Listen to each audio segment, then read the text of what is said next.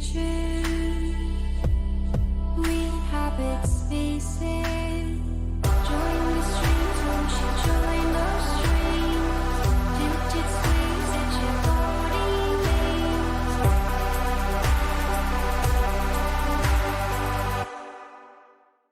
I am so excited to tell you about these new art journals that I've done. These, I have 3 of them right now. This one's the black and white, this is the Park Avenue, and this is the watercolor flowers. And these journals are full of 120 blank pages. There's a little spot here that says the book belongs to. And then it says every artist needs an artist journal, a sketchbook, or a diary. This artist journal is a perfect place to write your thoughts and sketches. It's an 8x10, has 120 blank pages.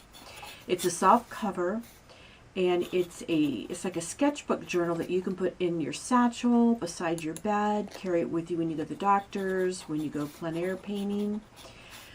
It's just a great place to keep your notes. Now, it's not watercolor paper. The paper is actually 50 to 61 pound or 74 to 90 GSM. It's white paper, but it's a great place to keep your notes, to keep your thoughts, your daily journal, what you're doing. You could paint on it. It's, you know, it's a substantial paper. But the artwork is mine. Each one has a different type of artwork on it, meaningful. And I wanted to share this with you, and I have them out on my Amazon page for a very reasonable price. And so let me know if you do go out and grab one.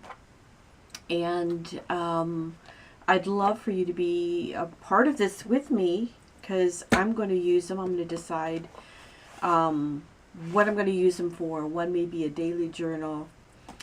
One I'll just write down my notes of what I may want to do when I'm thinking of new ideas, maybe new blogs. I don't know. I have to decide. And if they do well, I'll put more out there. But I wanted to share these with you, and I'll put the link down below to where you can find them. But I'm really excited.